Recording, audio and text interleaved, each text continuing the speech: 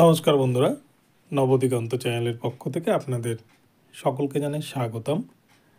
তো বন্ধুরা, এখন আমি আপনাদের জন্য আবার একটি ভীষণ গুরুত্বপূর্ণ আপডেট নিয়ে উপস্থিত হয়েছি আমার নবদিগন্ত চ্যানেলে। তো এখন আমি আপনাদেরকে যে আপডেটটি শেয়ার করতে চলেছি, আপনারা জানেন আগামী 22শে জানুয়ারি 2022 ডিএলএড মামলার শুনানির ডেট পড়েছে আবার সুপ্রিম কোর্টে। কিন্তু ওই ডেটে কিন্তু শুনানি আবারও পিছিয়ে যাচ্ছে। তো কেন শুনানি পিছিয়ে যাচ্ছে এবং কবে এই মামলার শুনানি হতে পারে, তাই ভিডিওর মাধ্যমে আপনাদের সাথে আমি বিস্তারিতভাবে আলোচনা করব। তো আপনারা এই ভিডিওটি সম্পূর্ণরূপে দেখতে থাকুন প্রথম থেকে শেষ পর্যন্ত। তবে একটা কথা কিন্তু বলা যায় যে 2022 রিক্রুটমেন্ট প্রক্রিয়ায় যে সমস্ত ক্যান্ডিডেটরা ইন্টারভিউতে অংশগ্রহণ করেছিলেন তাদের কিন্তু বিড়ম্বনা অনেক গুণ বেড়ে গেল বা বাড়তে চলেছে। তো চলুন আমরা সম্পূর্ণ ভিডিওটি দেখে নিই এবং বিস্তারিত তথ্য সেখান থেকে জেনে নিই। তবে তার আগে বলে রাখি, যারা প্রথমবার আমার চ্যানেলে এসেছেন আপনারা কিন্তু অবশ্যই আমার চ্যানেলটিকে সাবস্ক্রাইব করে অল নোটিফিকেশন অন করে রাখবেন। তো চলুন এবার আমরা ভিডিওটি দেখে নিই। বন্ধুরা, আপনারা জানেন যে 2022 যে ডিএলএড মামলা, এই ডিএলএড মামলা কিন্তু 2022 রিক্রুটমেন্ট প্রক্রিয়ায় 11,765 জনের ভাগ্যকে আটকে রেখেছে এবং এই মামলা কিন্তু দীর্ঘদিন ধরে দেশের সর্বোচ্চ আদালত সুপ্রিম কোর্টে কিন্তু আটকে রয়েছে। এই মামলার শুনানি দিনই বেশি পরিবর্তন হয়েছে এবং এই মামলা কিন্তু শুনানি খুব কম দিনই হয়েছে। ডেট পড়লেও অর্থাৎ শুনানির দিন থাকলেও কিন্তু নির্ধারিত দিনে শুনানি হয়নি, বারংবার এই শুনানির দিন পরিবর্তন হয়েছে।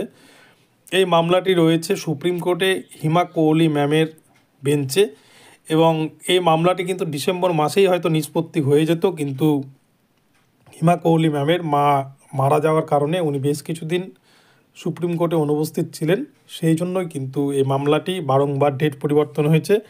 এবং এর আগে আপনারা দেখেছেন যে 3-4 দিন আগে কিন্তু যে মামলাটি লিস্টেড থাকলেও সেকেন্ড হাফে হিমা কোহলি ম্যাম বলেছিলেন যে আজকে উনি আর মামলাটি শুনবেন না, উনি নেক্সট ডেট দিয়েছিলেন এবং সেখানেই কিন্তু 22শে জানুয়ারি মামলাটি সুপ্রিম কোর্টে এখনও পর্যন্ত লিস্টেড আছে 46 নম্বর সিরিয়ালে।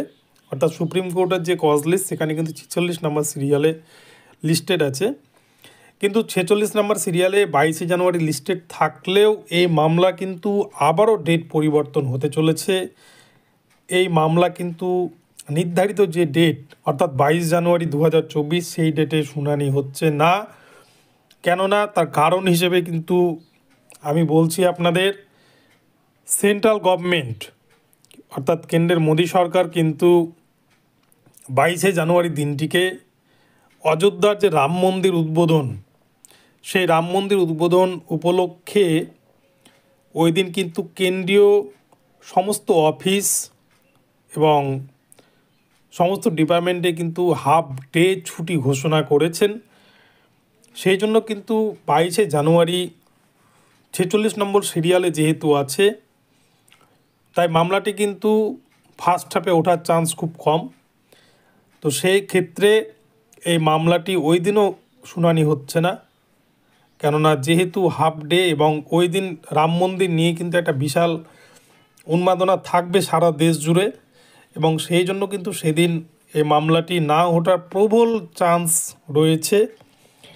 তো এটা নিয়ে হয়তো অনেকে অনেক কিছু বলতে পারেন, কিন্তু এটাই বাস্তব এবং বিভিন্ন সোর্স মারফত খবর নিয়েই কিন্তু আমি বলছি যে 22শে জানুয়ারি এই মামলার শুনানি না হওয়ার প্রবল সম্ভাবনা, 99% চান্স রয়েছে। যদি হয় শুনানি তাহলে তো খুবই ভালো খবর। 2022 রিক্রুটমেন্ট প্রক্রিয়ায় যারা অংশগ্রহণ করেছেন তাদের জন্য ভালো খবর আসবে যদি ওই দিন শুনানি হয়। তবে শুনানি হলেই যে স্টে অর্ডার উঠে যাবে এমনও কিন্তু বিষয়টা নয়, কেননা যেহেতু সুপ্রিম কোর্টে এই মামলায় একটা স্টে অর্ডার পড়েছে তখন নিশ্চয়ই কিন্তু সেই কেসের মেরিট আছে, আর মেরিট না থাকলে কিন্তু কখনোই স্টে অর্ডার দিত না বিচারপতি। আর এই 2022 মামলার যদি পিটিশনাররা জিতে যায় তাহলে কিন্তু 2022 রিক্রুটমেন্ট প্রক্রিয়ার রেজাল্ট আরও কিছুদিন পিছিয়ে যাবে, কেননা তাহলে 2022 ডিএলএডের সকলের ইন্টারভিউ নিয়েই কিন্তু তখন রেজাল্ট পাবলিশ করতে হবে প্রাথমিক শিক্ষা পর্ষদকে। আর যদি স্টে অর্ডার উঠে যায় তাহলে তো প্রাথমিক শিক্ষা পর্ষদের কোনো সমস্যাই থাকবে না। তবে এনআইএসরা কিন্তু একটি মামলা সুপ্রিম কোর্টে করেছে নতুন করে ক্ল্যারিফিকেশন মামলা, যে মামলায় তারা কিন্তু 2022 রিক্রুটমেন্ট প্রক্রিয়াকে জড়িয়েই মামলাটি করেছে, যেন তাদেরকে সেখান থেকে বাদ না দেওয়া হয় এবং যতদিন তাদের মামলার শুনানি যতদিন না হচ্ছে বা ফাইনাল জাজমেন্ট যতদিন না হচ্ছে ততদিন পর্যন্ত যেন এই 2022 ডিএলএডের মতো 2022 রিক্রুটমেন্ট প্রক্রিয়ায় স্টে অর্ডার যেন কন্টিনিউ থাকে, এমনটাই কিন্তু আবেদন জানিয়েছিলেন। তাই 2022 রিক্রুটমেন্ট প্রক্রিয়া কিন্তু প্রতিনিয়তই প্রতিদিন নতুন নতুন মামলার জেরে জর্জরিত হয়ে সেটি কিন্তু বিলম্বিত করছে এবং এই নিয়োগের যে পথ অর্থাৎ 11,765 যে ক্যান্ডিডেট যারা নিয়োগটা পেত তাদের কিন্তু বিড়ম্বনা অনেক গুণ বাড়তে চলেছে। তবে 22 জানুয়ারিতে যদি শুনানি না হয় তবে এই শুনানি কিন্তু এই জানুয়ারি মাসে লিস্টেড হওয়ার চান্স খুব কম। ফেব্রুয়ারি মাস চলে যাবে, ফেব্রুয়ারি মাসে হয়তো ফার্স্ট উইকের দিকে ডেট পড়বে।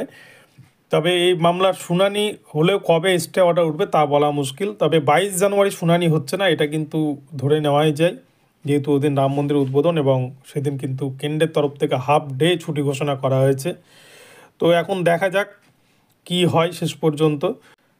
তবে আরেকটি বিষয় বলে রাখি, এইভাবে যতদিন কেসের দোরগোড়ায় কিন্তু বিভিন্ন নিয়োগ প্রক্রিয়াগুলো আটকে থাকবে ততই কিন্তু সরকারের লাভ এবং প্রাথমিক শিক্ষা পর্ষদের লাভ, কেননা নিয়োগ হলেই ক্যান্ডিডেটদেরকে বেতন দিতে হবে, কিন্তু যদি সেগুলো কেসের দোরগোড়ায় আটকে থাকে তাহলে কিন্তু কেউ সরকারকেও দোষ দিতে পারবে না, পর্ষদকেও দোষ দিতে পারবে না।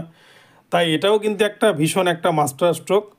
তো এইভাবে মামলাগুলো বিভিন্নভাবে কিন্তু আটকে থাকছে। আপনারা দেখেছেন 2022 ডিএলএডের যে মামলা সেটা কিন্তু কলকাতা হাইকোর্টে সিঙ্গেল বেঞ্চ তাদেরকে ইন্টারভিউতে অংশগ্রহণ করার সুযোগ করে দিয়েছিল, কিন্তু ডিভিশন বেঞ্চ সেটিকে স্টে ফেলে দেয় এবং তাই তারা কিন্তু সুপ্রিম কোর্টের দ্বারস্থ হয়েছিল।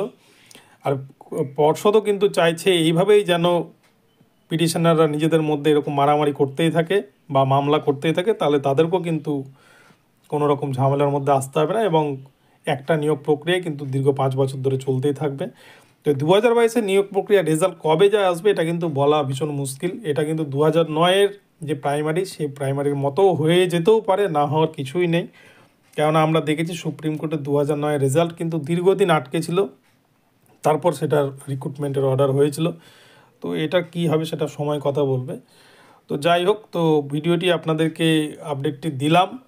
তো আপনাদের ভিডিওটি কেমন লাগলো আপনারা কমেন্ট বক্সে আমাকে অবশ্যই জানাবেন। যদি ভিডিওটি ভালো লাগে তাহলে কিন্তু আমার চ্যানেলটিকে আপনারা অবশ্যই সাবস্ক্রাইব করে আমার ভিডিওতে লাইক শেয়ার কমেন্ট করতে কেউ ভুলবেন না। আর প্রতিনিয়ত আমি নতুন নতুন আপডেট পেলেই কিন্তু আপনাদেরকে জানিয়ে দেবো, তাই আপনারা প্রতিনিয়ত আমার চ্যানেলের সাথে জুড়ে থাকবেন এবং চ্যানেলটিকে অবশ্যই আপনারা ফলো করবেন। ধন্যবাদ।